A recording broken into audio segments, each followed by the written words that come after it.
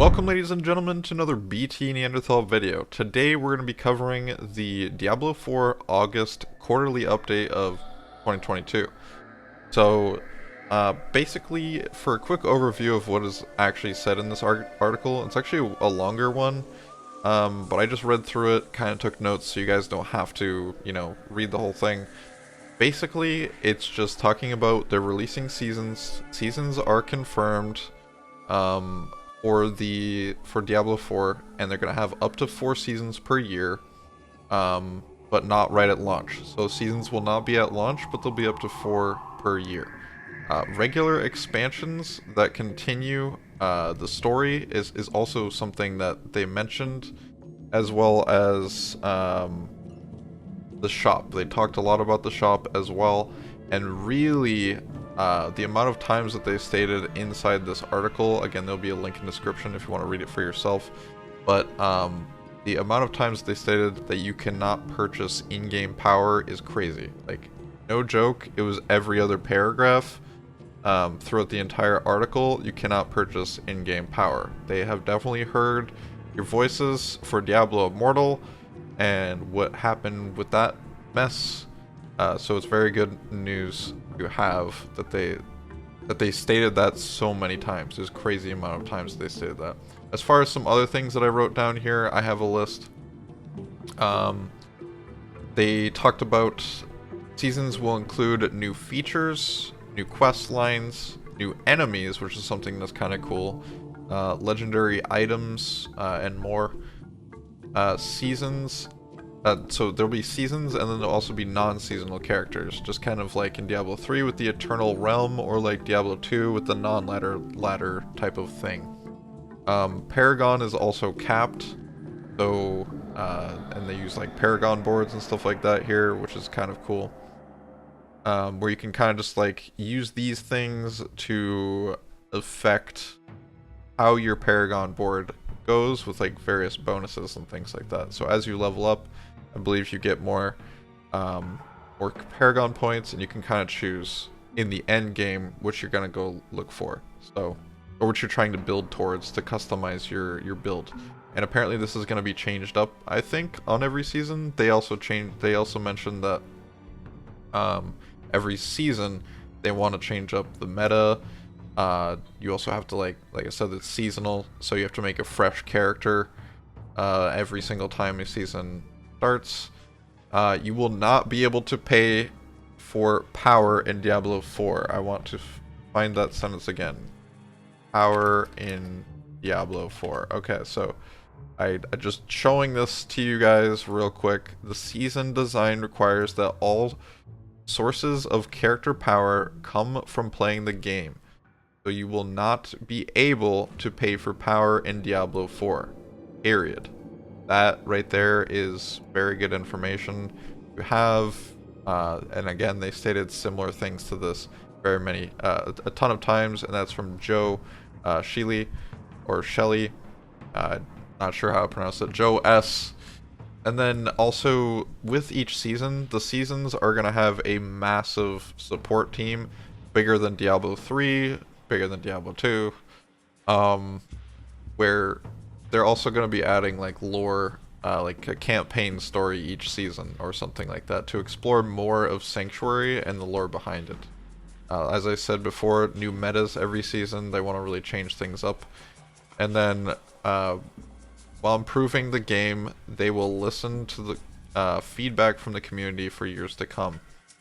That was something else that they stated. Feedback. Based on the community feedback, the team will identify quality of life features and polish work that can be done to improve the overall gameplay experience, and invite the community to vote upon their priorities. So this is really good. This is very, very good for, one, content creators, two, the community who play the game that are super invested in things like that, to keep the game alive for years.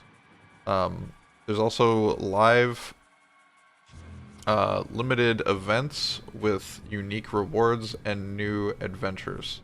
Okay, so there's new live events that are actually going to be coming up, which may last like a weekend, as it says right here, in like specific areas of the map and things like that, which provide, you know, unique rewards and different experiences for limited time, it seems like.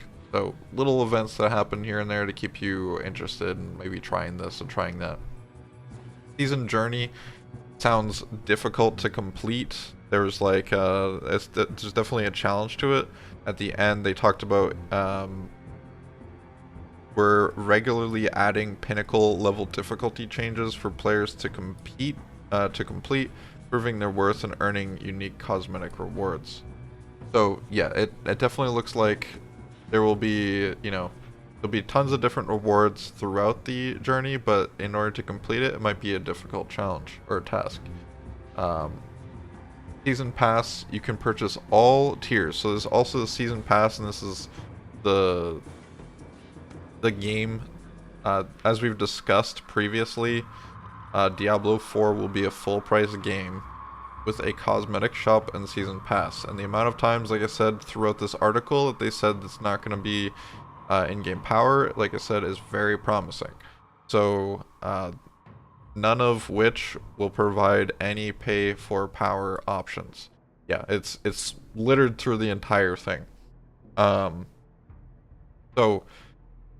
basically their approach is to, you know, sell the game, and then in order to keep the updates going, then, you know, it's an opt-in shop that people can buy really good looking cosmetics. There's a lot on it. You can read up on it yourself if you want, but you can just see, you know, I have like these cards or things you can look through, like a menu you can look through, and then we have like the necromancer here. There are class bound, so like say they did mention like there's a bunch of cosmetics you can buy that are class bound. So for example, like you can't just get like a necromancer skin on your barbarian and look like a necromancer as a barbarian. It just wouldn't make sense thematically. So you can buy it for that class any season or anything like that. So and then there's also seasonal rewards for cosmetic. You don't have to just get cosmetics through the shop. Those are just to add additional ones. There's also tons of them, which are gonna just be in the game anyways. This one looks super sick, man. I love the rib cage is showing and everything like that. It looks super cool. We got like the wolf theme here and all that. Like, I love this, dude. It looks really, really good.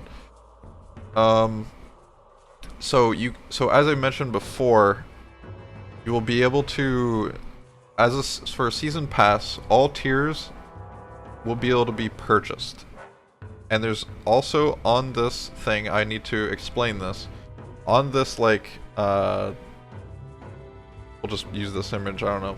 But there's a season pass, kind of like a battle pass and things like that, which you can buy all the tiers, but none of them will actually allow for power at all. There will be on that, like, season journey, like, I forget what they call it, so it's like season pass and a season journey. You'll be able to get XP boosts, but those XP boosts are gated by level requirements.